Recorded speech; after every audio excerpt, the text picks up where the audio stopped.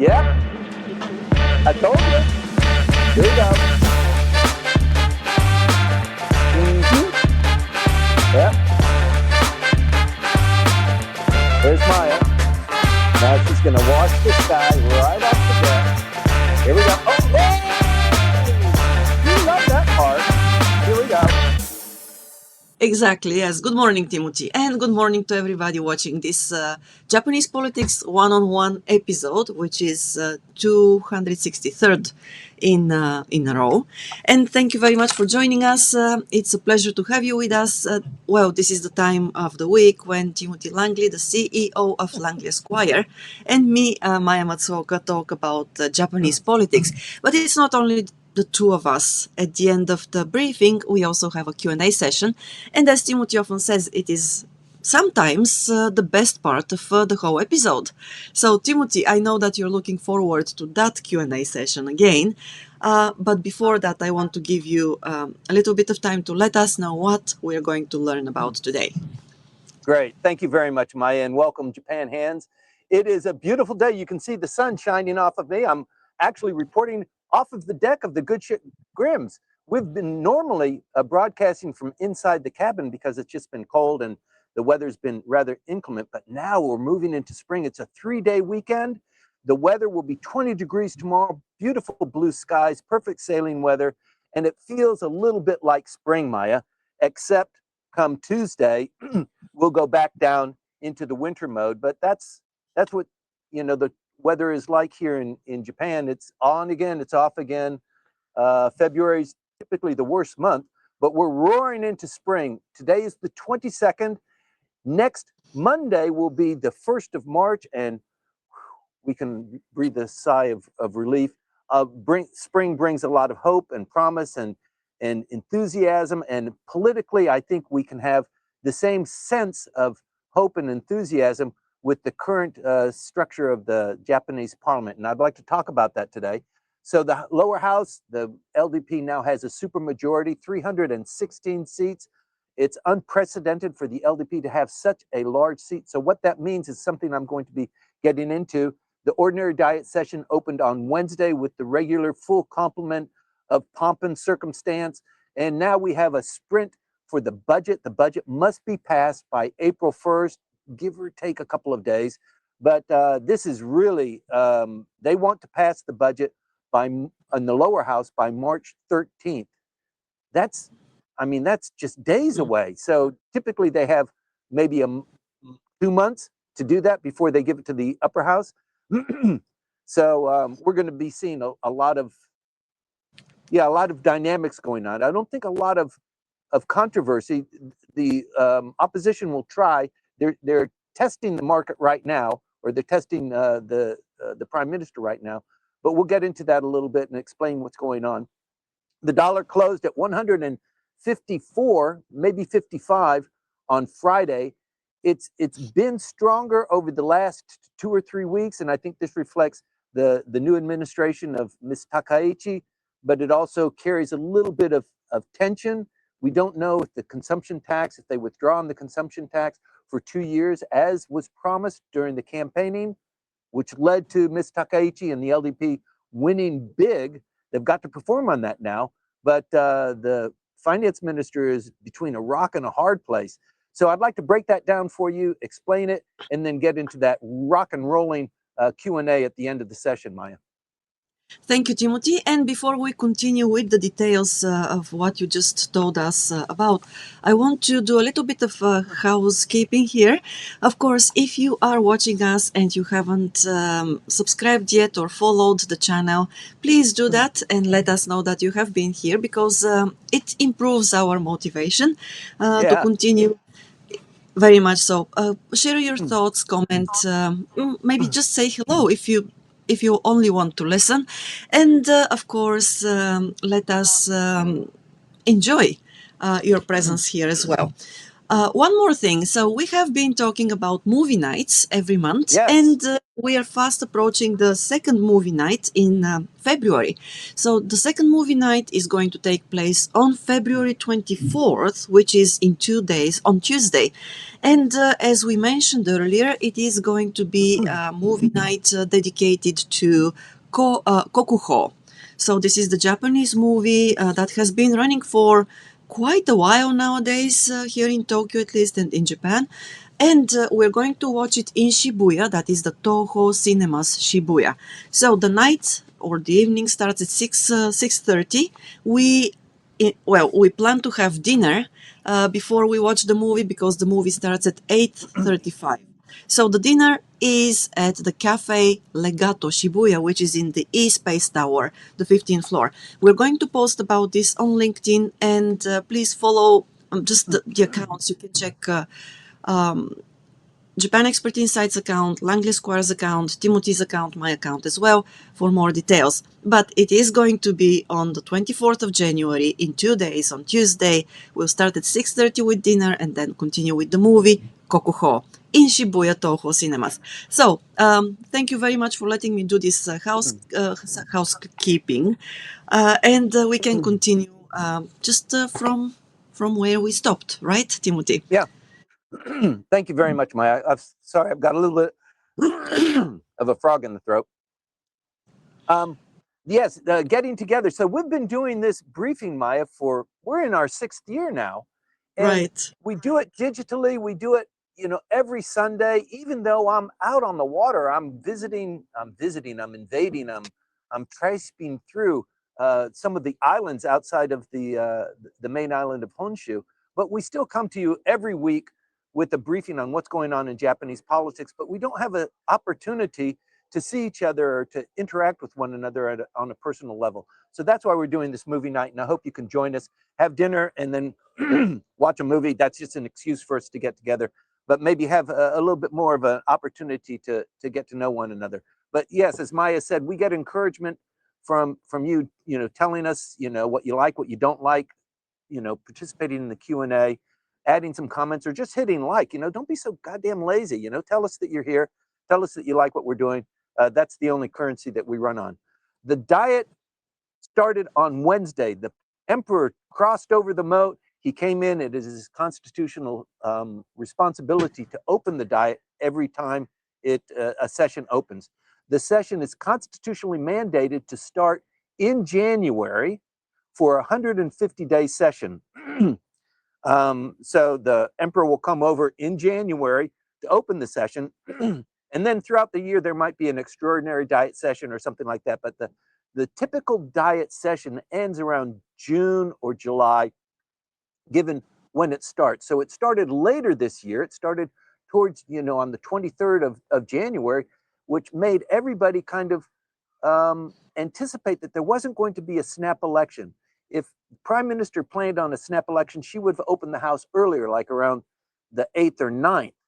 Because what's happened is, since she opened the diet later, the budget, the consideration for the budget is really compressed. And nobody thought that she would run that risk by holding a snap election. So, and as we've seen, everybody was caught with their pants down. The Constitutional Democratic Party and Komeito, they thought they had a little bit of time. They smoked some cigarettes. They had tea. They talked about joining forces. Yeah, this is a good idea. That would prepare us better, if there's a snap election, and then boom. So there's a little bit of regret that that they didn't do more. But this prime minister, I mean, what a masterful way that she was planning this. It snowed on the day of the election, so the LDP had a little bit of a bump there.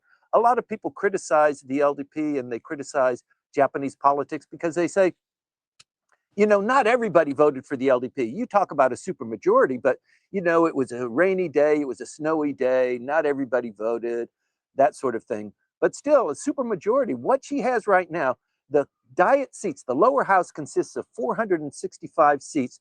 The LDP has 311 of those seats. That exceeds the 2/3. That's happened a couple of times in the past, but never at this magnitude. So that means that the LDP, with the supermajority, it controls all committee chairs. It controls the legislative calendar, and it can override the upper house in budget legislation. And I think we're going to come up on that. You're going to see the Constitution in action over the next couple of days. There are approximately 17 standing committees inside the parliament. So that means the prime minister can pick some of those people probably who did well in campaigning or who are close to her or who have been long-term Diet members to committee chairs. So that's the second round of reward or positions of power. They still pretty much need to kowtow to the LDP and the directions that are given there. And then the layer above them is the cabinet. So there are maybe 20 cabinet seats, and that's where real power is. That's where you get the car and the driver. You get another office. You get people writing your speeches, and you meet with the prime minister pretty frequently. So in any event, the LDP is going to control all of that. So the most powerful committees are the budget committee. In the budget committee, about 50 cabinet members sit. They have an appointment there, and their membership is divided by the political strength. So if you have 10% of the members of the lower house, you will have maybe 10% of the seats within that committee. So the budget committee, that means that they would have, for example, the Constitutional Democratic Party and the Komeito, they have about 10% of the lower house seats. So in the budget committee, they might have 5 seats. But the LDP has got, about 40. So this rolling movement of legislation, they're going to consider, I think, 51 bills in this Diet session, 150 days. So it'll be a lot of activity. We won't really kind of get into that until the budget is passed. But anyway, I was talking about the budget, the powerful committees. There's the budget committee, the cabinet committee, the financial affairs committee, foreign affairs, and the national security committee, among others. And the control of these obviously controls the velocity of the government. And velocity is not something that you can say with the Suga administration, with the Kishida administration, with the Ishiba administration. But I think you're going to see velocity on steroids with Miss Ishiba, with Miss Takaichi. So it's something to watch, and you can see the signals of it now. You can see, if you're reading the tea leaves and you're watching what decisions she's making, where she's placing people, you can see that. So first and foremost is the budget. So they must pass the budget, the Diet, the joint budget, the joint Diet, the upper house and the lower house. The way it works is the lower house gets the first bite. They have submitted a Diet before the end of the year, before the end of last year. They compiled it, they submitted it, and people are chewing it up. And then in the Diet session that starts with the formal Diet in January, everybody gets to chew on that, they negotiate it, and they decide, the lower house decides first they need to pass it to the upper house, so that the upper house has 1 month to consider it. So the budget must be passed on April 1st. So that means March, the lower house has to finish their deliberations and pass it to the upper house. And then structurally, the lower house passes the budget. So that means that the lower house has passed it. They give it to the upper house. The upper house must consider it. They can chew on some of the edges. They can say that they don't like other things. They're meeting with the lower house budget committee people at the same time. But if they pass it with maybe consideration for different things, the lower house either accepts it or rejects it. But they need to do that by April 1st, or actually the last day of March. So what Ms. Takaichi has decided now is that we will have the budget committee for 58 hours talking about the budget, and then pass it to the upper house on March 13th. March 13th to April 1st doesn't give the upper house much time. The LDP controls the lower house, it doesn't control the upper house. But the key here is, with the supermajority, if the upper house doesn't like what the lower house does on the budget, the lower house can say, yeah, go fly a kite, because we're going to pass it anyway. Constitutionally, they can do that. the current prime minister doesn't appear to want to be that bullish. She doesn't want to appear to be, because a lot of people expect her to be, really dogmatic and right wing, and you've read the press reports and stuff like that. And I think it's much more nuanced, and she's much more textured than that. You're going to be watching that roll out, and we've seen a couple of examples of that now too. So the LDP has said to the budget committee, we would like you to devote 58 hours to the budget consideration and then pass it to the upper house on March 13th. The combination of the Constitutional Democratic Party and the Komeito Party, they had an election. They selected a new leader, and he said, no, I think it requires a little bit more time than that. Typically, the lower house considers the budget for about 100 hours, 150 hours, and you're cramming it into 58 hours. So he's dragging his feet. He's trying to raise tensions a little bit. The Isshin no Kai is also an opposition party, but it's kind of melded itself, kissing up to the LDP. They don't have a cabinet seat. The prime minister says, I think we will give you a cabinet seat maybe in August if there's a cabinet reshuffle, and you'll get a cabinet seat. But they're not now in the coalition. But Isshin has said, so some of the time that's taken up is the questioning of the prime minister. That's going to be happening this next week. We are going to reduce our allotted time so that we can get through that process quicker. So Isshin no Kai is beginning to cooperate with the LDP, while the Constitutional Democratic Party and Komeito alignment are beginning to show that they want to exercise what control they have. The LDP has a supermajority. 24% is left to the opposition.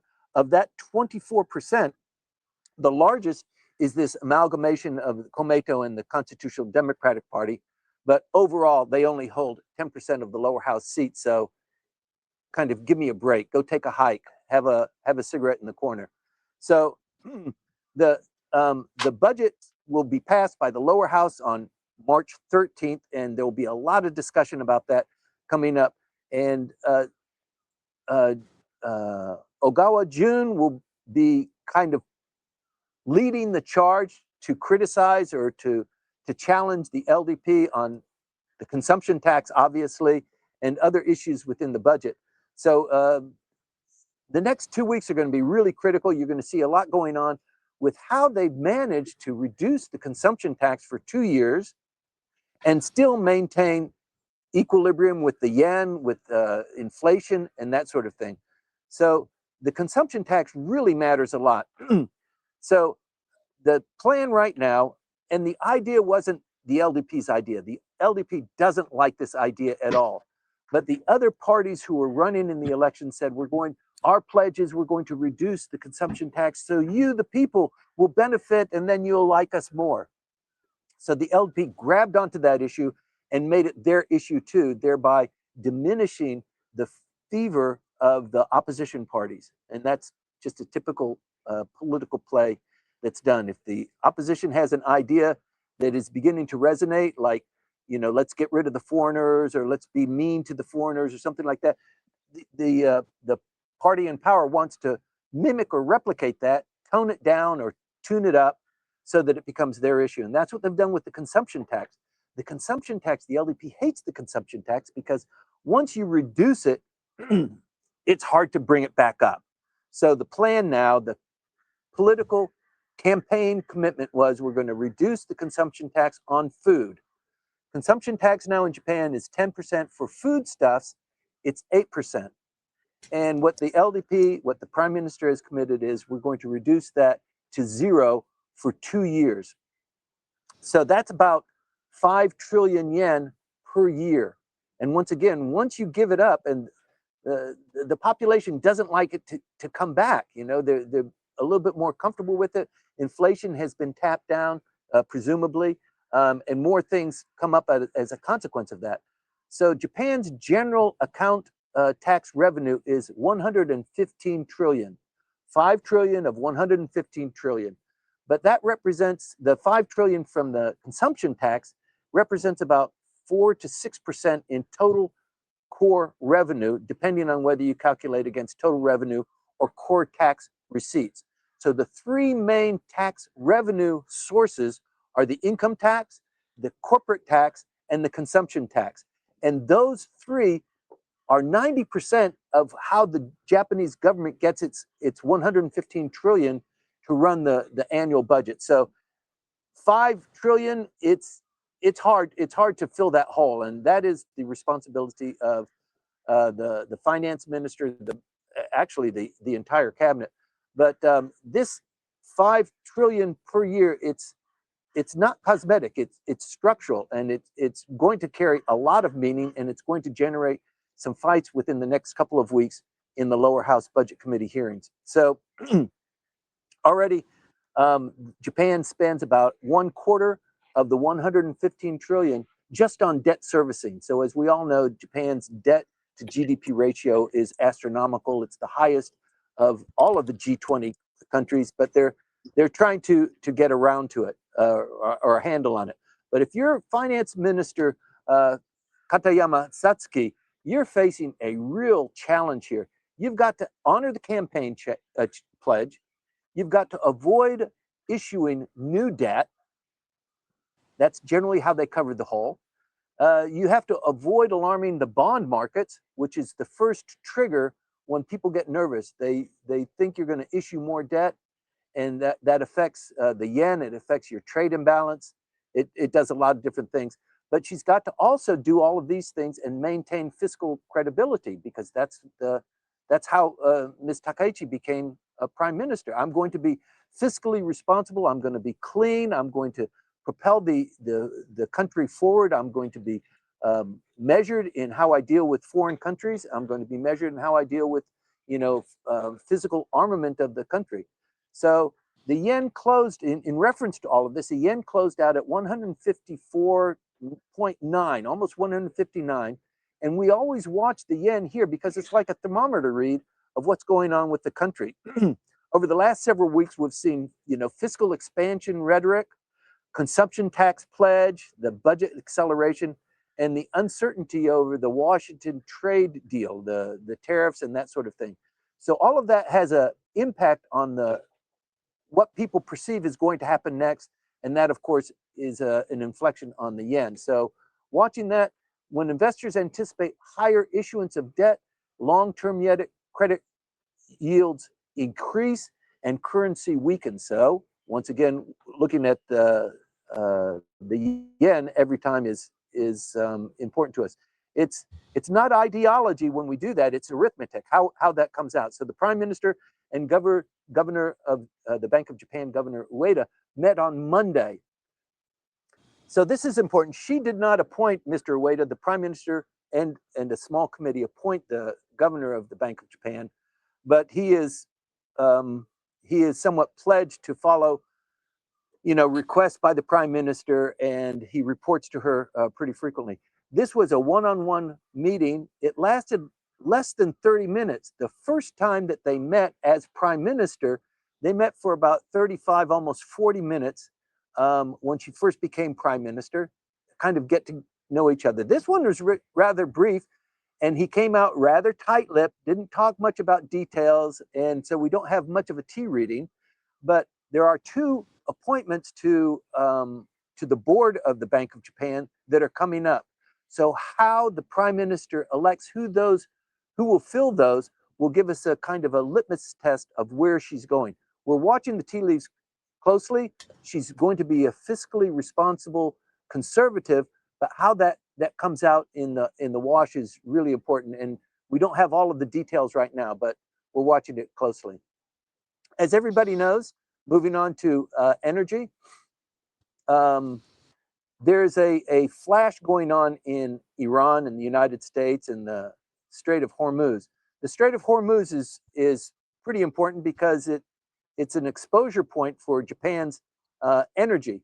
So maybe 95% of 95% of the oil imported from Japan comes from the Middle East. So if there's a crisis in the Strait of Hormuz, definitely 95% of Japan's oil comes from that region. Definitely Japan is going to get hit. So in fact, maybe 20% of global oil reserves pass through there.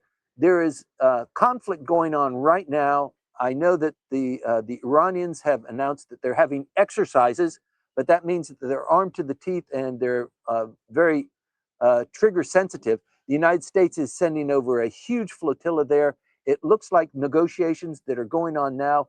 They're on, they're off, they're promising, they're making some progress, but apparently President Trump was angry on Friday with the pace of things, and the Gerald Ford, the largest aircraft carrier in the world, the largest warship in the world, is steaming towards that region. So it's not there by itself. It's got another fleet as well. So, as we saw in Venezuela, when they pack the seas with this kind of a presence, frequently it means that there's something going to happen. So a lot of jitteriness going on here, and it's something that we should watch very, very carefully. But if the choke point tightens, then that means that oil prices will rise. And in fact, they're probably rising by inflection right now. But it's not just oil, it's also LNG. LNG, Japan imports a lot of LNG. Japan's energy mix is dominated by LNG. About 35 to 40% of Japan's energy mix is from LNG. Coal is around 30%, oil roughly 7%, nuclear about 7 to 10%, and we're working on that. We're starting to switch on some nuclear reactors, and the renewables are about 20%. So LNG is central to this electricity supply.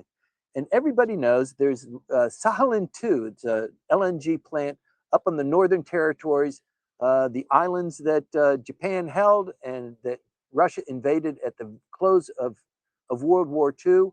The Sakhalin plant, Mitsubishi and who else? Mitsubishi and Marui, they're shareholders in that plant. They've received, kind of a pass from the United States. You're not supposed to be trading with Russia, but for the LNG project, it started before the sanctions occurred. About 9% of Japan's LNG comes from there, but the rest of it, a lot of it, is coming from the Middle East and through the Strait of Hormuz. So cargoes that are at risk that means that Japan is really going to be in a tight place if actually kinetic action happens there, and a lot of people are saying it's inevitable that it's going to happen. So the oil spikes will occur first if there is a kinetic action. LNG will follow that. There'll be inflation pressures, and that will intensify. Japan's inflation is really dominated by the amount of imports that they bring in, largely dominated by energy and secondly by food. But if the costs if they have to pay for that in a foreign currency and purchase a foreign currency because of the yen, the value of the yen will decrease as a consequence. So Japan, South Korea particularly will feel this very quickly, and China also will be very affected because it receives a lot of oil through the Strait of Hormuz, but it's a large country and its supply routes are a little bit more diversified. So I'd like to get into what's going on with diplomacy, Japan and diplomacy. So there are a couple of things that are going on. There's the 550 billion pledge that Japan made to the United States. And that is still being banged out now. What did that actually mean? How is Japan's involvement?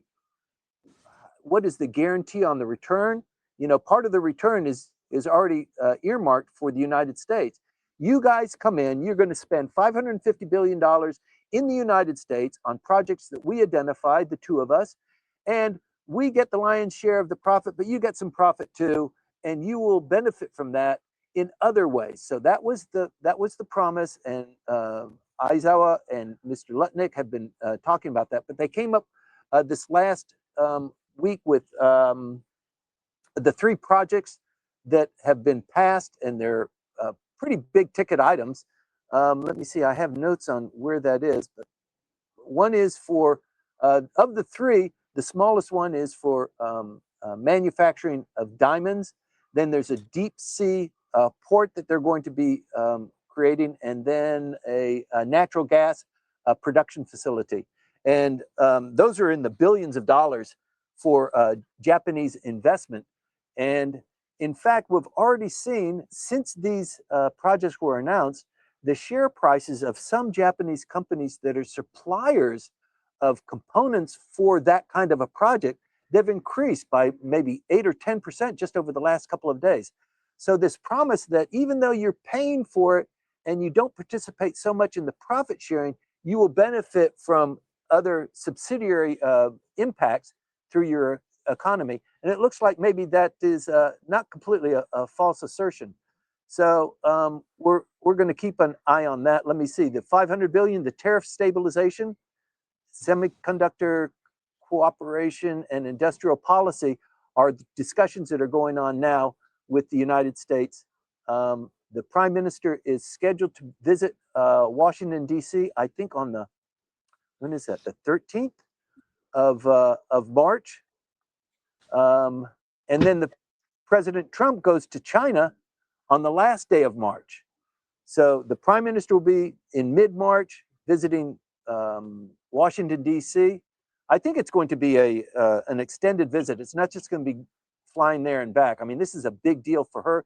It's a big deal for the United States. And I think what the United States is trying to do, have this visit with Japan, figure out what they're going to be doing, then go to China, cut some deals with China there.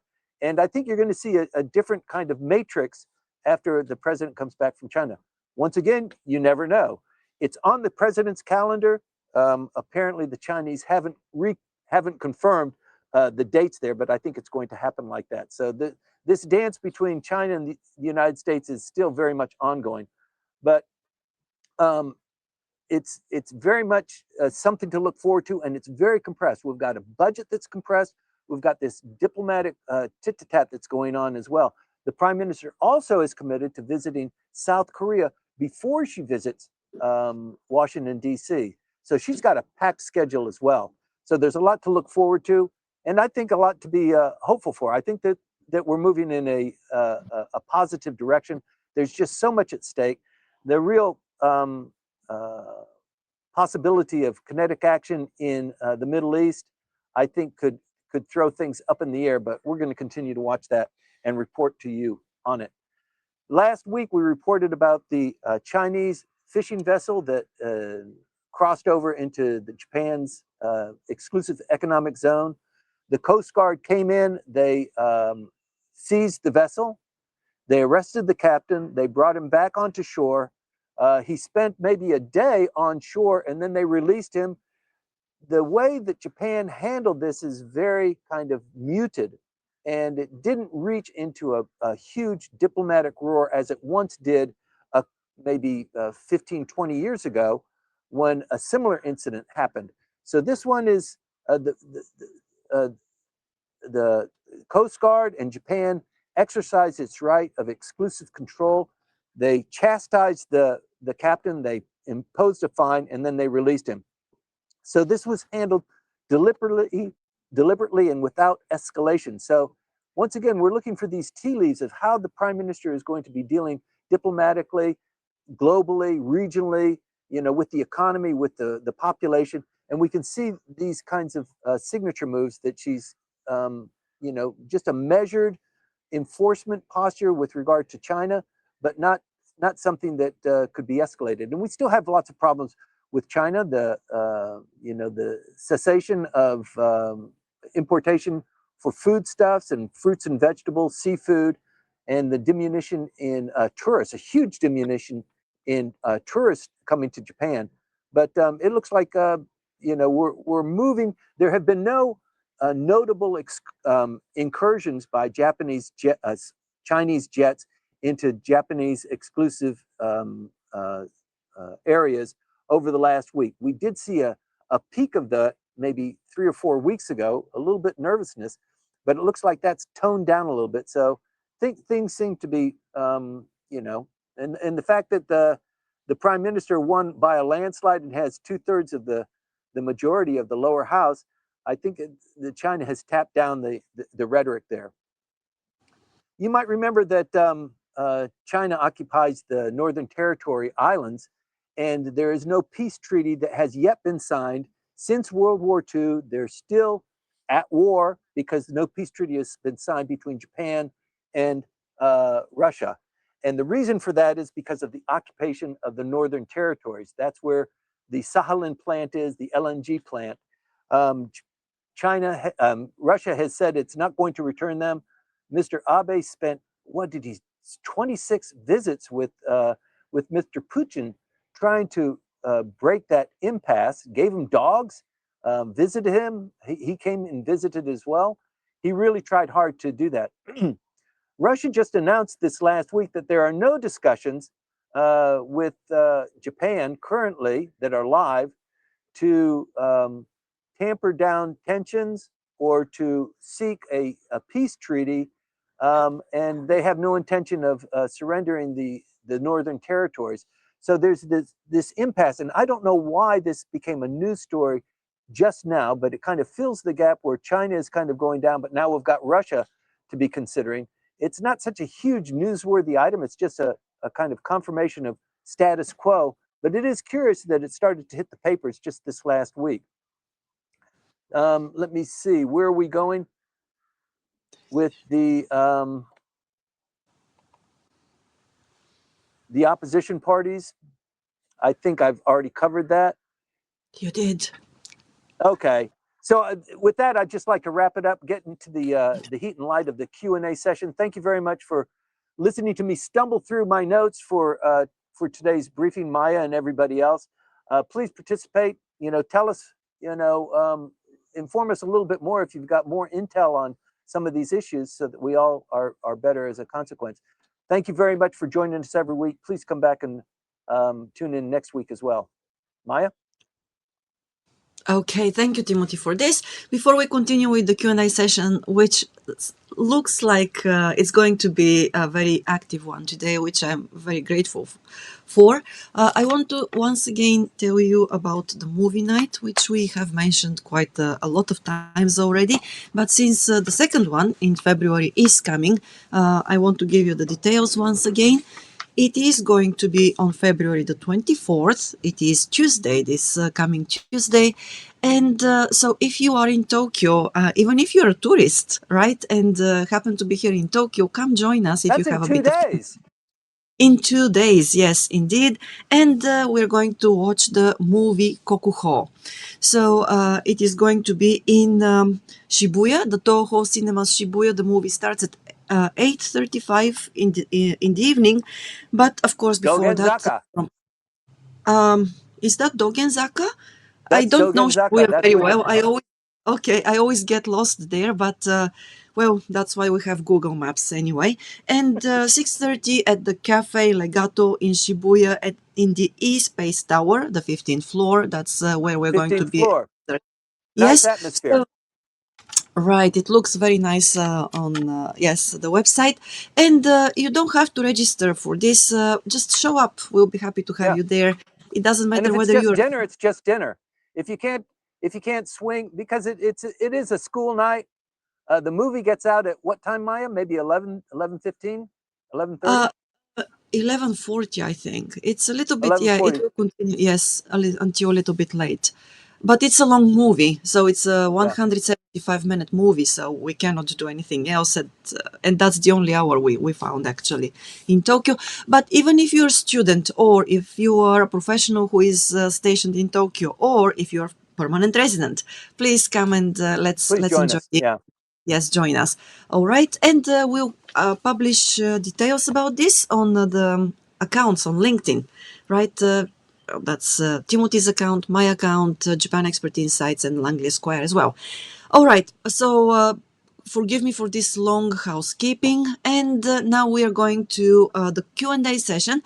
Once again, we've got questions that came during the week. Rossi, thank you so very much for doing that. Yes, and for being here today. We'll start with your questions. That will be question 1 of 2. And that question, Timothy, please listen carefully, is: the Japan Times presented information in a way that suggests a paradox or oxymoron with the Takaichi administration, hoping to perform good faith listening to opposition party concerns, while also having the opposition to procedurally shut out criticism through acts that reuse the ruling party's questioning time to zero. Yeah. So the Democratic Party for the People leader Yuichiro Tamaki said on Sunday, right? And then the open question is, what are your thoughts on this, Timothy? Okay, so the questioning is divided by the political power that you have. So we talked about this earlier. It's the same thing with the budget committee. There are 50 members of the budget committee. It's dominated by LDP members because the LDP has 2/3, a little bit more than 2/3 in the lower house. So in the budget committee, they will have a mirror image of those seats within the budget committee. Similarly, with questioning the prime minister, if you've got, if the opposition has 24% of the seats in the lower house, they divide the time based on the number of seats that they have.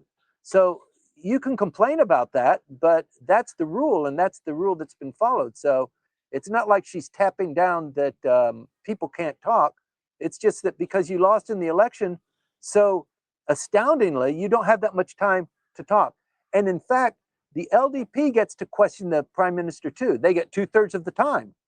They're a political party. They get to question the prime minister. And they've already said, we will reduce the amount of time that we're going to be questioning the prime minister to compress that.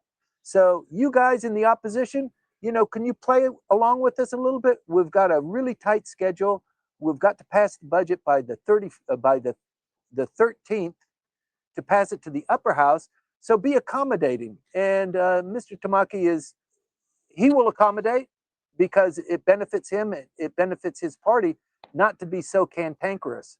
The amalgamation of Komeito and the Constitutional Democratic Party, they must assert themselves because in the next election, they want to be an opposing force to the LDP. And a lot can happen. The population wants to have somebody that confronts the LDP because during the administration of Takaichi, and you had a landslide victory, you did a couple of things wrong. So who's going to be that voice for you? So the Constitutional Democratic Party wants to be that voice. So they have to put a stick in the ground and say, we're going to confront you. So, and they did. They said, 58 hours is just not enough. You need to increase that. And maybe Tamaki was clapping in the background, but, the Democratic Party for the People also has, they're kind of licking their wounds too. So I hope that is responsive, Rossi. Thank you for this. And the next question from Rossi is that, it follows a comment. The Japan Times informed that another privilege is being able to chair standing committees, which comes with the authority to decide when to deliberate legislation, for how long, and when to vote on it. With its supermajority, the LDP could chair all 17 standing committees in the lower house. However, the LDP offered a compromise, proposing one standing committee and one special committee chair to the opposition. The Centrist Reform Alliance is seeking further concessions with negotiations ongoing. The question is, what does Timothy think? What do you think, Timothy? Will happen, regarding committee's chairmanship? So I think you hit it spot on, Rossi. It is, they don't have to, but it's nice. It's nice that they've opened that door.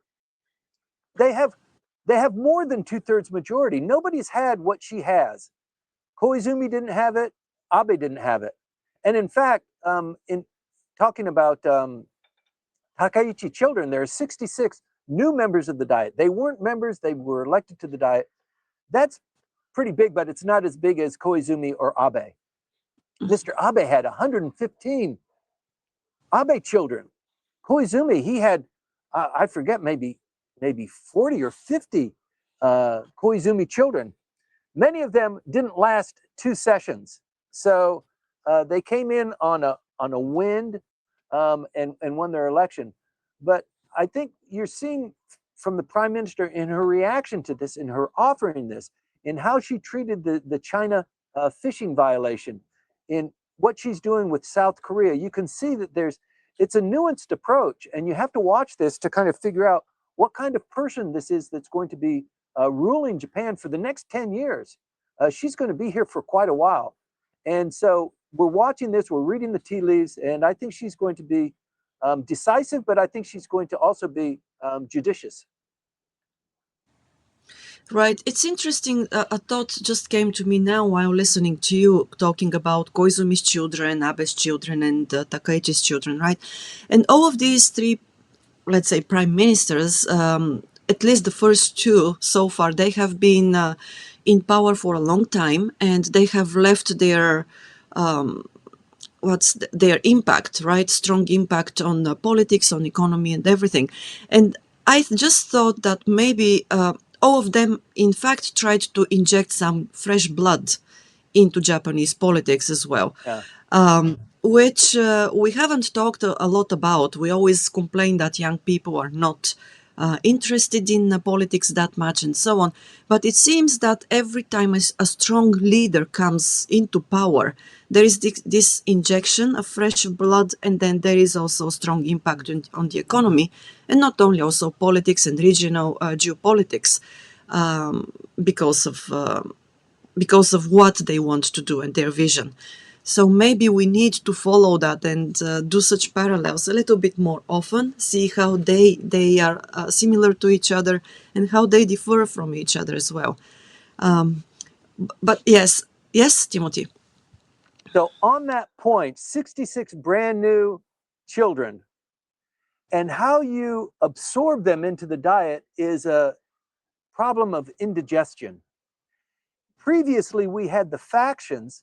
There were 8 different factions. And if you were a member, if you came in independently and you didn't have somebody to join, more likely you were received and blessed by a faction and you ran under their moniker or under their manifesto. So once you become a member of the diet, then you join that club or you're part of that club, and they teach you how to do things and what you're supposed to do and how you're supposed to talk and walk and how you do speeches. And if you don't have that, it's pandemonium. The only faction that's existing right now is the ASO faction. The ASO faction increased by 20 members just this last week. So of the 66, 20 of them joined the ASO faction. It is not only the largest faction, it's the only faction. And Right. I think one of the things that you see when you see this ebb and flow, Koizumi and Abe and Takaichi, is younger members come in. The membership of the core, the average membership age of the members who joined in this last one is about 54 years old. That's pretty young. One of the criticisms that the LDP has always had, it's always the same old guys. They wear loud suits and they just kind of they lumber around, and it doesn't look like they really do anything, and they just power mongers. And the other thing is the LDP is all about money. They just put money in their pocket, and then they don't report it on their taxes. So those two issues, I think the prime minister is desperately trying to get away from. The LDP doesn't represent that anymore, although, you know, a lot of the people who were tainted with the Unification Church money won their seats back. So there are a couple of really big heavyweights that lost. Ichiro Ozawa, he lost his seat.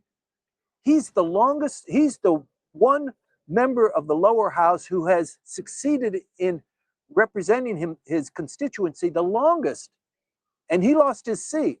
So that tells you something.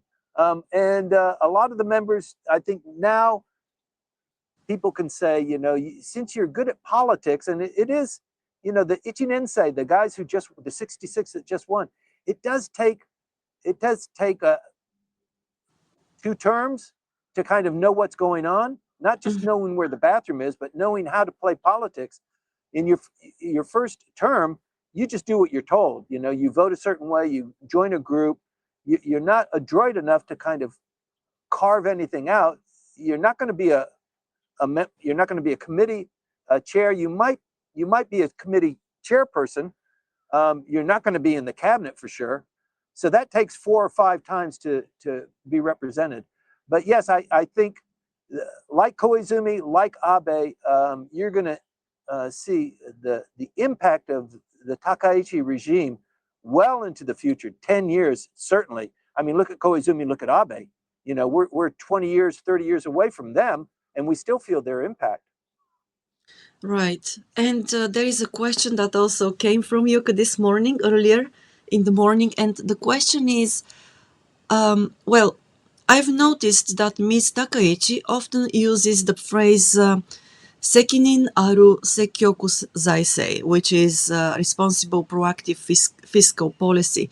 And I am curious what she intends by it.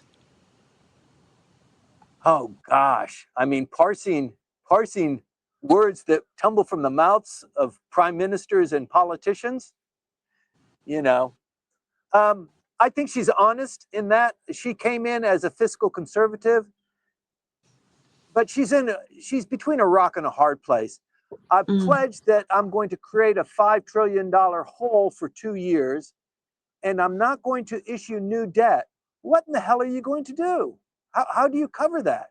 So she's got to pull a rabbit out of a hat, and I think that we will know what she's going to do about that. But certain compromises need to be made.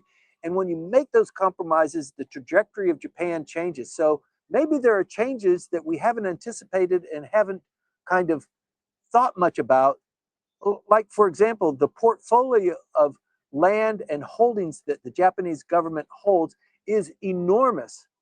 It far exceeds the national debt. But they could be selling off properties, they could change things. And it's one of the things that makes business and life difficult in Japan is because you have these vested interests that dominate. And whether there's a rule or something that doesn't make sense, but it produces an impact and a cost, that's one of the signatures of, you know, life in Japan. You've got these vested interests, and it doesn't quite make sense. So maybe that's an avenue that she will approach to just cover that that hole that she's created for herself. Right. Thank you for that. And I think that there is a comment here from Keizawa Sensei, and well, it is very much aligned to this question. So he writes, in my view, past administrations were trapped by the need to finalize single-year balanced budgets to satisfy various ministries and vested interests. This led to a state of shrinking equilibrium. As a result, Yes. selective investments they did make failed to ignite the economic engine, and Japan could not take off. The defining philosophy now is that we must prioritize strategic investments because a strong Japan requires a strong economy. This is not about indiscriminate slashing like the American Dodge concept. Instead, they are eliminating waste by scrutinizing the actual situation of interest groups. Yeah. So I think that this is the intention here, and I hope that they will be able to execute on it, because we well know that, you know, intentions are very good, but sometimes it's really difficult to move this whole apparatus here, because it's not just Nagatacho, it's Kasumigaseki, it's Keidanren, and it's a lot of things that need to agree on the further steps before any action is taken. Right. A great observation. Thank you, Kay, with the famous dog Hachi. World famous, actually. Yes, your beautiful dog, really. I follow. Yes, I follow you there. Yes. So with regard to the kind of distinction between Trump and Takaichi, Trump, he's in his second term, and the propellant that he has to push him forward is a bit of a tinge of revenge, and having been, you know, labeled and criticized and sued and all of that stuff. That's his propellant. With Miss Takaichi, she doesn't have that propellant. She's not an angry person. She's not trying to reclaim something. She has a mantle of authority. 2/3, no prime minister has had that.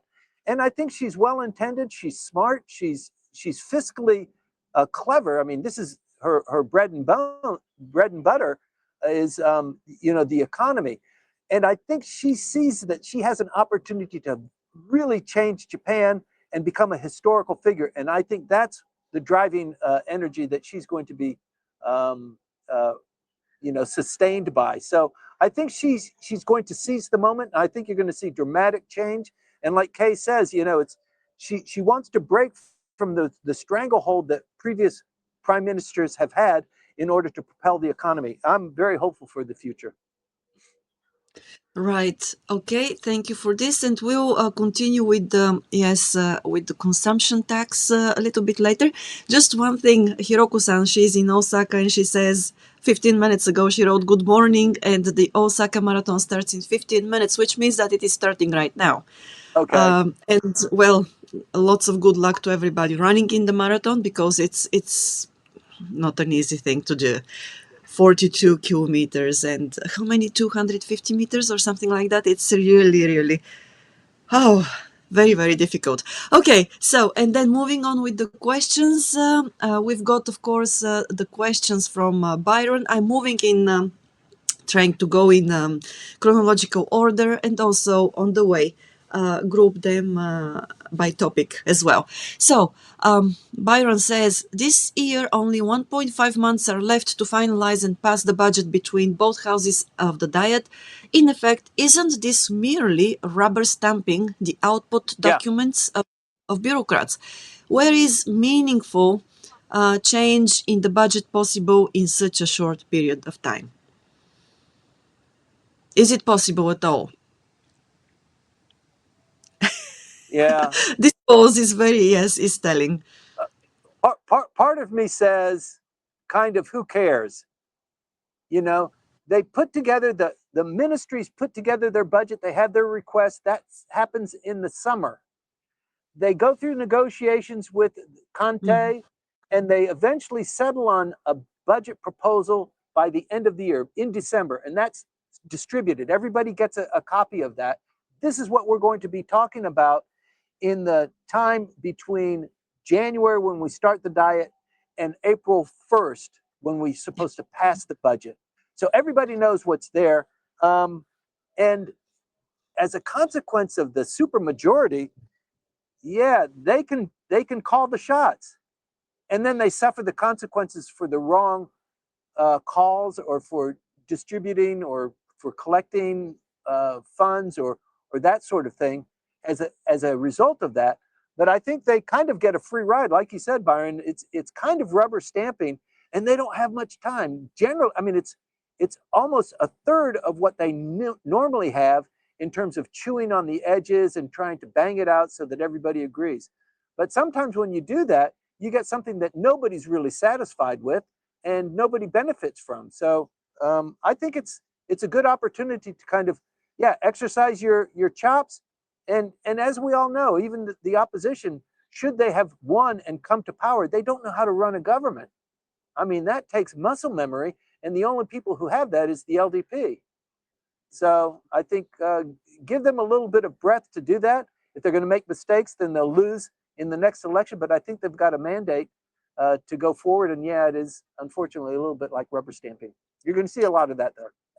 All right. Speaking of the opposition, the next question is the allegation that DPFP candidate bribed a volunteer of her election effort is beyond ludicrous. It just shows that such near foolish rules and regulations were made by bureaucrats who have not even run for a college level election. No other parliamentary democracy has such non-serious rules that are then even criminalized. Shouldn't more enlightened political leadership, including that of the Democratic Party for the People, make it a priority to prevent every little election campaign action from falling in illegal territory? Who posed this astute question? Oh, this is This Byron? Yes, this is Byron. Okay, so talking about ridiculous things that the bureaucrats pose, and it's just, it wasn't a bribe. You could, I guess, call it a bribe. What she did was she paid some campaign staff, and you're not supposed to do that. People who come and help you run your campaign and staple your picture on the bulletin boards throughout your election district, and people who are, in the sound truck and they're shouting your name over and over, they're supposed to be volunteers. You're not supposed to be paying them. And that's what the allegation is that she paid a couple of people what would normally be a kind of a normal salary, like Nijugomayan or Sanjumayan or something like that, for helping with the campaign. And that's a no-no, and she got caught. She didn't win her seat, but she is being criticized for that. After the election, yes, the election campaign enforcers come out in force because there are a lot of whistleblowers, and people who win are frequently criticized. They had 2 sound trucks, you're only supposed to have 1, and that sort of thing. I've run inside elections in Japan, and yes, it is very difficult, and the auditors are watching very closely. You have to submit receipts, and you never know when people come visit your election campaign office, are they a campaign supporter, or are they somebody from the financial services, or are they watching the campaign machinery, or are they spies from the opposition party too? So it is a very difficult thing. But talk about absurd. There was a parliamentary vote that was given just this last week that allows the prime minister to drink water from her seat rather than have to go to the podium and pour from a glass there because her voice is parched. It took a standing committee to actually vote on that, to have a drink of water. So yeah, it's Japan is kind of like that sometimes. There are rules for everything. That's what makes being acclimated in Japan, Maya, we both know, so difficult, because there's so many rules and nuances that you really don't read in a book. You have to learn through osmosis. Most of them you learn because you were raised by a Japanese mother and you know how to do things. And that's why for many foreigners, when they come here and they stumble and then the Japanese say, joshiki ga nai, you don't read the air, you have no common sense. For us, this is common sense, and just look around. Can't you tell you're not supposed to do that? You don't kick the deer, Right. Okay. So we all are supposed to laugh here. All right. Yes. Thank you. So, Byron, thank you for the third Thanks, question. Byron. Yes, it's not related to politics. Byron is asking about the best way to, or the best bread to eat a Bulgarian salad, traditional salad there, which is called We all want to know köpel, that one. and it's made with eggplants or aubergines. And anyway, so Byron, please, yes, I don't know where you're going to eat that salad. If you're eating it in Bulgaria, then go get, the Bulgarian staple bread and toast it. Yes, it should be toasted. If not, just try some French baguette. You can, if it is a baguette, then you can choose either way, the way it is, or toast the baguette and then dip it in the salad. I hope this answered your question. And once again, we're going back to politics. Yes. So here we go. First of all, we've got Hiroko-san. She writes, I don't think that the abolition or reduction of the consumption tax is necessary. This is because the consumption tax has a uniform rate regardless of income. Since wealthy individuals tend to purchase high-priced goods, they end up paying more in consumption tax. Yes, that is certainly, I think, that the way many people think about it, but at the same time, I believe that there are also other aspects or other points of view. But let me start with the questions about the consumption tax from the beginning. Manabe-san says, how long does it usually take for consumption tax changes to actually go into effect? Lawmaking, structural design, preparing for social infrastructure. How long does it take? Yeah. Good question, Manabe-san.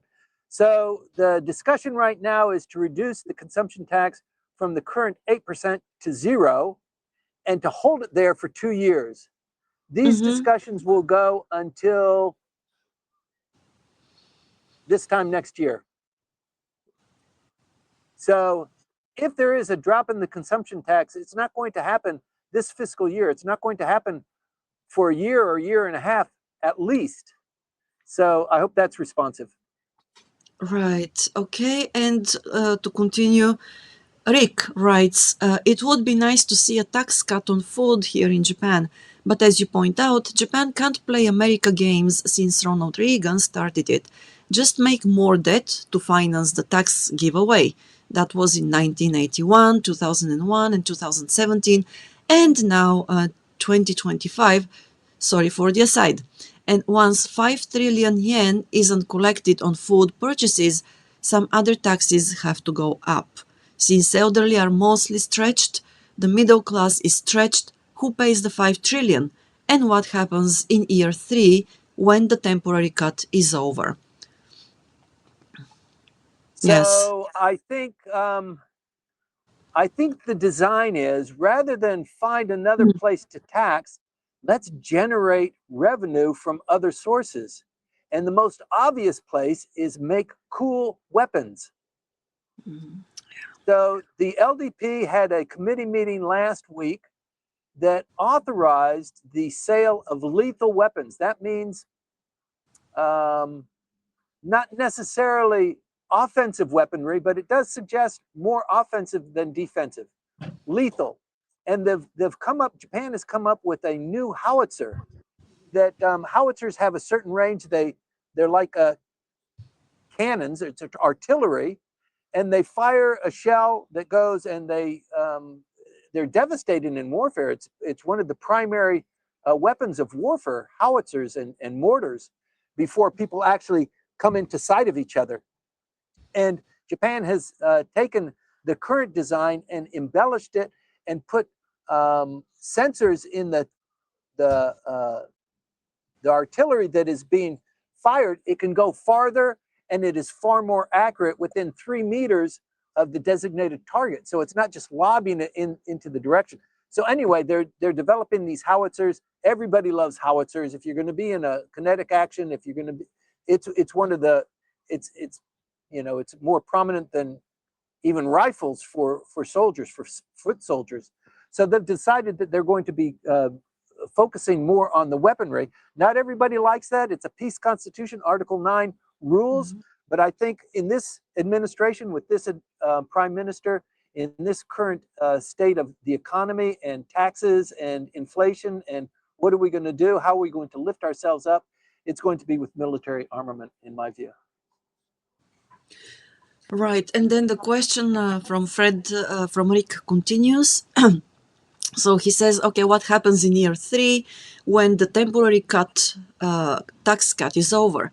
Food prices rise 8% again overnight. What are your bets on whether a snap election gets called that week when the consumption tax comes back? Yeah. Well, another snap election, in year 3. So in order to have a snap election, it's either got to be called by the prime minister, or it has to be supported by a no confidence vote. And the no confidence vote requires a certain number of lower house members. They can't even pull that together. They've got 24%. Assuming all of them join together to form a no confidence motion and to close down the government, they might later, if people are saying, I like the no tax on foodstuffs, and now the prime minister wants to trigger it again. Let's beat them. Let's not do that. Let's keep the way it is. But I think once again the LDP would read that and then modify their stance and make that argument their argument. So it's hard to knock off the top horse. It's really difficult. 2 years, yes,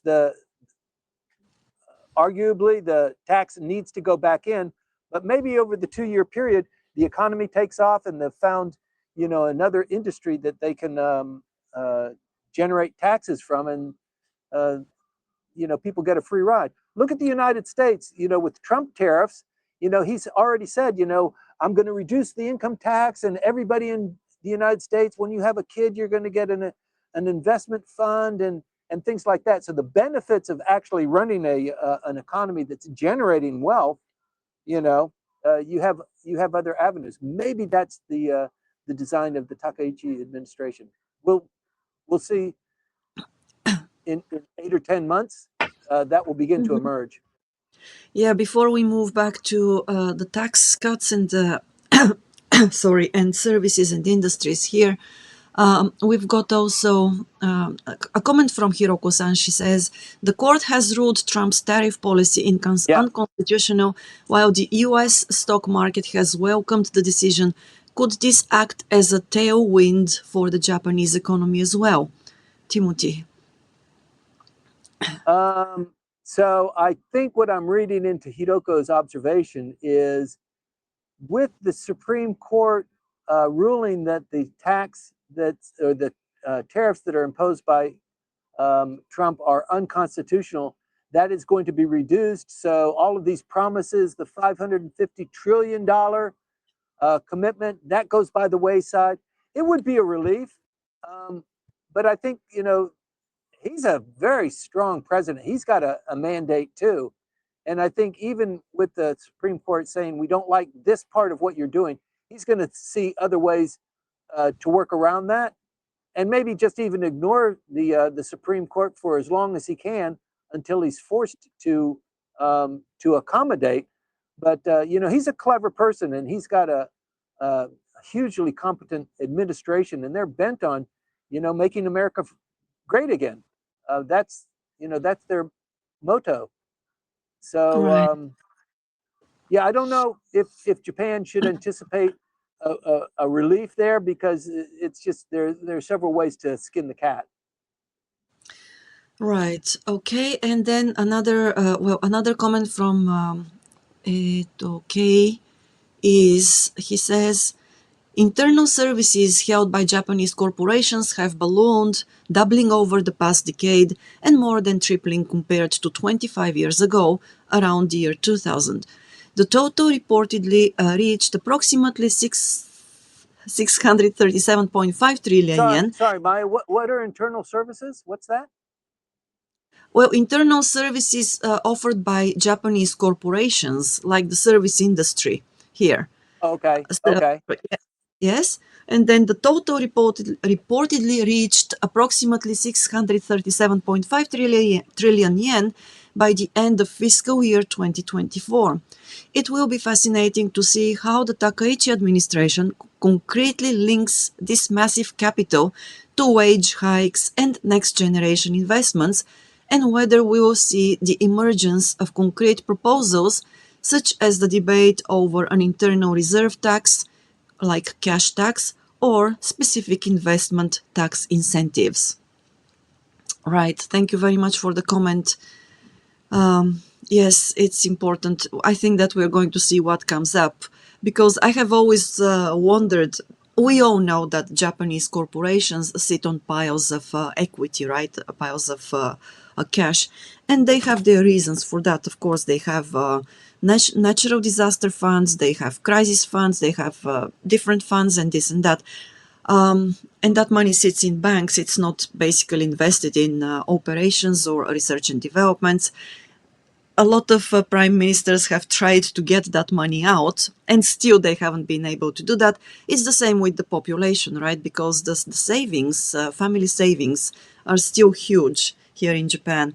I'm not sure that taxing that equity, that amount of money, is the best way to go, but what do I know really about this? So we'll see how it goes and what the Takaichi administration comes with, because I think that before she taxes, if she decides to tax that money sitting in bank accounts, she really needs to have at least, I don't know, approval rating of at least 90%. Yes. Okay. So, and then moving on, we've got other comments here from Aloha Apostle.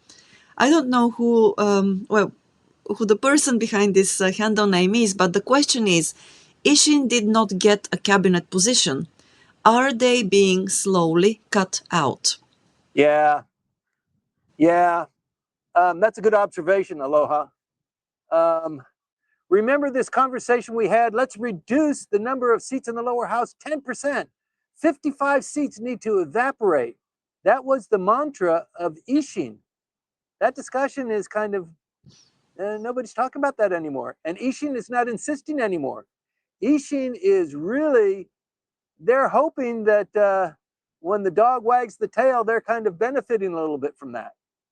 They don't have any game. They're lucky that the Prime Minister has said, congratulations, Mr. Leader of Ishin, you won as governor. Congratulations for that. But we have 2/3 majority. But since you've been a good soldier, and since we made a lot of promises that we're really not going to be able to commit on, I tell you what, when I shuffle the cabinet, because I'm not going to disturb the cabinet now. The cabinet is set. It's only been in office for 2 months, maybe 3 months, a little bit less than 3 months. I'm going to continue with that cabinet in my new administration, even though I have more punch. I have 2/3 now. But I think maybe if I shuffle the cabinet, I will give you a cabinet seat.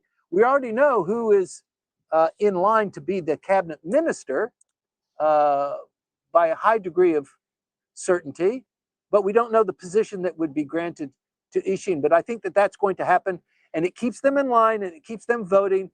So the LDP not only has a supermajority by itself, but it also has the extra punch that the 30 or so members of Ishin provide to it. So let's see how they play the game. Right. And one more question from Aloha. With the youth vote changing to be more conservative, can we see more younger candidates running for office in Japan? Sure, we've already got one. There's a member of the Diet. She's what, 20, how old is she, Maya? 25, 26? Well, I'm not sure, but it's just one. Yes, it is just one, but still. But yeah, better than people, zero. I agree. people will watch her. They'll want to find out, how her daily life is and what's it like to be. So she'll get a lot of attention. And other people who, the LDP wasn't prepared to pack the proportional representation seats with enough candidates. So some of the opposition parties received seats only because the LDP wasn't prepared. They didn't have enough candidates. So yes, with a couple of younger people, the average age once again has diminished, 54 years old overall. And over the next administration, there are going to be quite a few of the older fellows who just fall off. They will transition out either through death while in office, or they'll just resign, or if there's another election, they just won't run again. We know people who have publicly said, I'm not going to run again. Oh, I think I'll run. Maybe I'll run. But you see this generational shift beginning to take hold. So it's a good sign. And it's good that younger people are taking more of an interest because they're watching this show, I guess. Right. And then a comment, a response by Aloha. Yeah, the Ishin should have gotten leverage in the first cabinet, Yeah. but they stayed scared to jump in and they must regret it. Will Ishin ever grow out of Osaka? Sanseito and Mirai seem to be younger. Yeah. Right. Okay. So, and then we've got a question from Greg. Once again, it is about internal politics. And the question is, now that the LDP are not in a coalition with Ishin, what happens to the previously agreed list of terms? Yeah. Have these gone the way of the dodo? I never thought the LDP would actually try to take action. So, Timothy. Yes. It's a game of time, right? Can I wear you out? Can I wear you down? Can I promise that you kick the ball down the street and let's see what happens? And maybe it's a different kind of discussion that we have because the chessboard has changed, and that's it. Nobody in the LDP wants to talk about those commitments that were made, and it's all timing. Democratic Party for the People, Mr. Tamaki, he's saying the same thing. Maybe a little bit of regret. Maybe I shouldn't have pushed so hard. Ishin, they didn't have the time. They pushed as hard as they could, and their demands were not that stark. Make Osaka a secondary capital, reduce the number of seats by 50 seats. It's not an issue that people are violently against. The LDP actually agrees with some of those, except for maybe the secondary capital because it's so suggestive, and also it boosts Ishin to become more of a regional and then a national player. And that is the drive of Ishin. And that's, I think, why they're holding their powder dry for that eventuality. But yeah, they're reconsidering their positions, and they're not being as demanding as they once were. They could be before December, they could be, but not anymore. Mm-hmm. And also, just as a passing comment, thanks very much, Greg, for the question. It doesn't just apply to the opposition parties, it applies also to members of the LDP. There are a lot of people who don't like Ms. Takaichi. They don't like the fact that she became prime minister and their guy didn't, and they might drag their feet, but there is retribution to be had there. If you're not towing the line, you're an LDP member, you're supposed to do what you're asked to do, you're supposed to be enthusiastic, you're supposed to be cooperative, and if you're not, there's payback there. Your committee seats, your standing, you know, what you're going to be able to achieve in your election district because of this prime minister.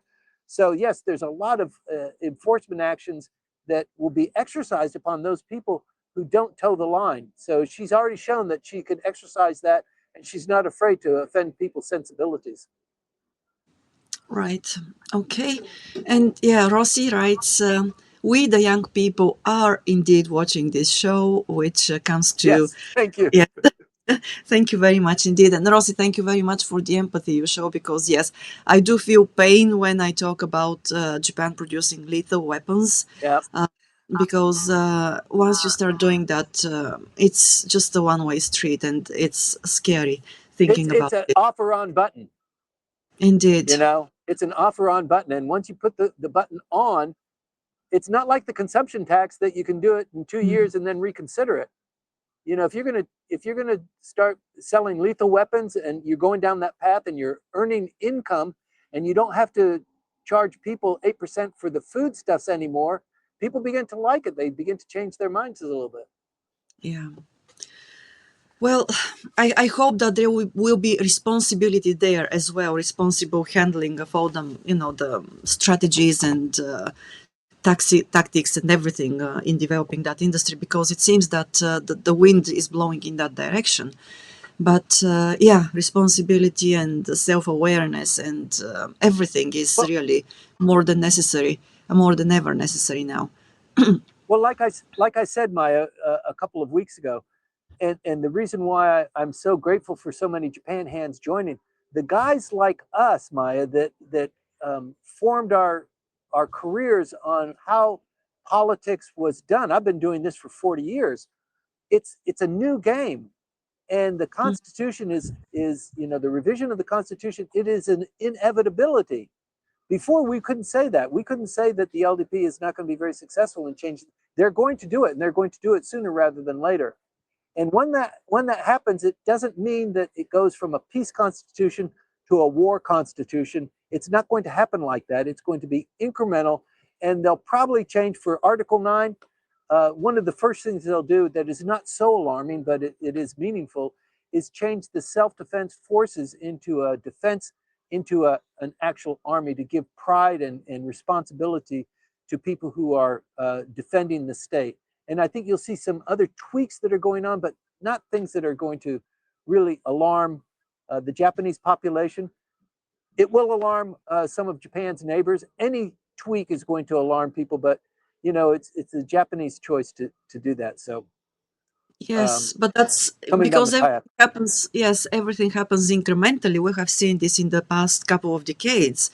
Basically, at the end of the day, we end up with something which is not so good for anybody, right? So while we think that always nice, yeah, it's not so important, it's not so dangerous, it's not really that serious. And when you look at the adding up and the build up at the end of the process, then you suddenly realize that, maybe there was something there, you know.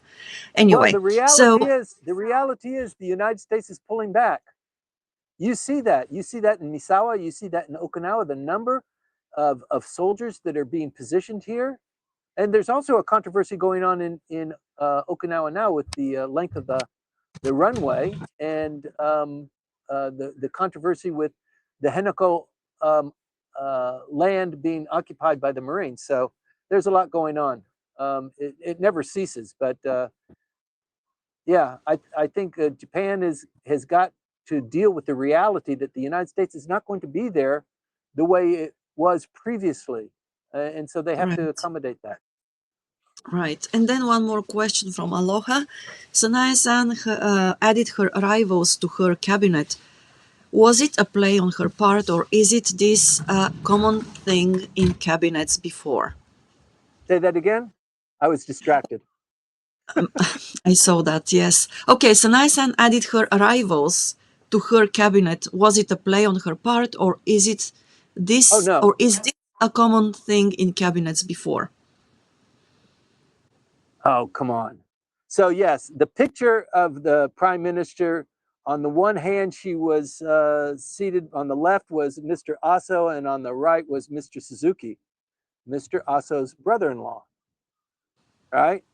Two Mm-hmm. very powerful figures. She owes her position as prime minister certainly to Mr. Aso, less so to Mr. Suzuki. But, the Aso faction, it's the only faction, it's the largest faction. He wields considerable weight.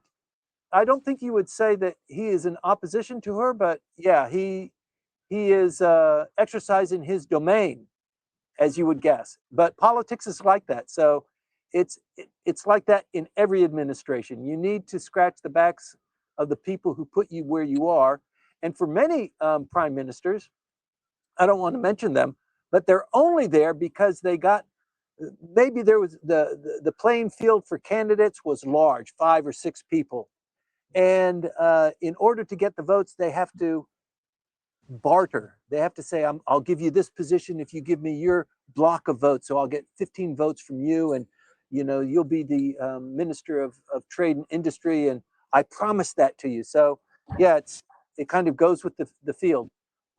Right. Okay, so we've got somebody new here, and thank you very much for joining, Percival. 3, well, the person asks, Timothy, are you in Izu? Nice, you have a nice boat, obviously. So, Nice. Thank yes. you. So I'm Uh, not in Izu. I'm on the Chiba coast, on the coast, the lip of the coast that's facing Tokyo Bay.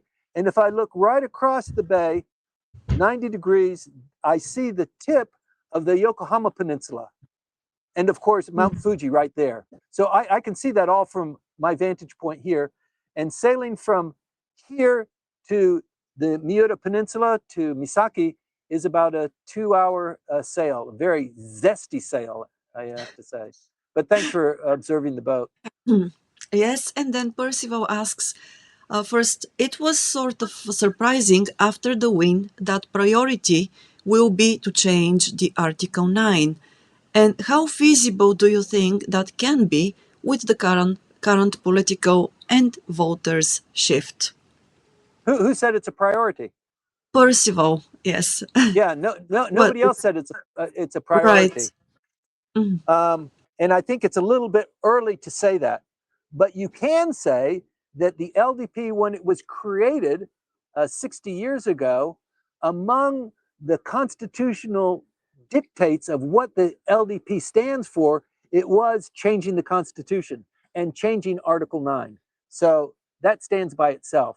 If you got a 2/3 majority and a lot of wind at your back, and it's one of the things that your party has always committed to, but has never been able to succeed even an inch on. Yeah, it's a ripe opportunity, particularly given the geopolitics, not just globally but also in this region. I think it's coming to the fore. And also, as you know, Maya, when I was hired out of Japanese law school to work inside the parliament, the fellow who hired me, his name is Nakayama Taro, and he's passed away now, unfortunately, but he was in the upper house, and then he went into the lower house, and he became foreign minister under the Kaifu administration. And he has long been the chairman of the Constitutional Revision Committee within the lower house. And that's a committee that's still going on today. They meet at least once a month, sometimes twice a month, and they talk about how and when and how to kind of orchestrate it and how we run a referendum and that sort of thing. So that's definitely on the scoreboard. Right. Okay. And in closing, I want to read 2 comments so that I think that we can finish with them. But of course, once again, I say that there is a time lag between the time you write your comment and it appears on the platform where I can see it. So if I miss some of them, let us address them next week. So the last two I have seen now are one from Rossi. You says, as you explained, my real concerns, such as weapons proliferation, are surprisingly easily brushed aside in favor of more immediate concerns that are emphasized as more risky, but in hindsight actually may not have been. The rapid proliferation of the use of large language models and AI technology, and the equally rapid emergence of social dangers, especially for women and girls, is one example of this. Okay, and then we've got Hiroko-san says, lastly, I hope events like movie nights will also be held in Osaka. I believe Yes. decentralization is important not only in politics and the economy, but also in areas such as culture and tourism.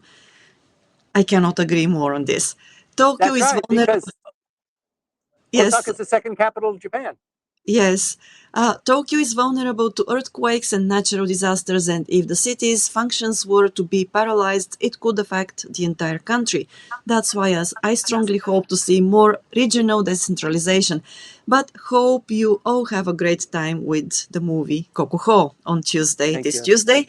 And thank you very much. And also, once again, the movie night is coming this Tuesday at 6:30. We'll start with dinner at the Cafe Legato in Shibuya. So, and at 8:35, we'll start watching Kokuho. So if you are in Tokyo, if you have some time, please join us. Let's get together. Let's enjoy a light dinner, and then let's watch the movie together. Timothy, yes. And if you like what Maya just said, hit the like button. Let us know Yes. you're here. Yes, indeed. Hit the like button, leave your comments and thoughts. Even if you do that during the week, we address them later on. So thanks a lot again, Timothy. Thank you very much Thank for you. your time. I know that you're eager to go back Oh, I to. will change my clothes and get into sloppy sailing gear, and I will push off today and tomorrow. Tomorrow's even going to be more glorious than today. And I will Right. be, yes, in Izu. I'll be hitting the Izu Islands. Who was that asked? Percival? Oh, that's Percival. Yes. Yes. Yes. So All right. Thanks a lot. And again, please stay safe. I hope that the pollen season here, the Kafun show season, is not affecting you if you are in Japan. If it is, stay well. Please try to persevere. That's all. Thanks a lot. And we'll see you thank once you, again Maya. next Thank you for Sunday. hosting. Thank you Thank for you. keeping me in line. Oh, yes, absolutely. It was so very difficult. See you next week. Thanks.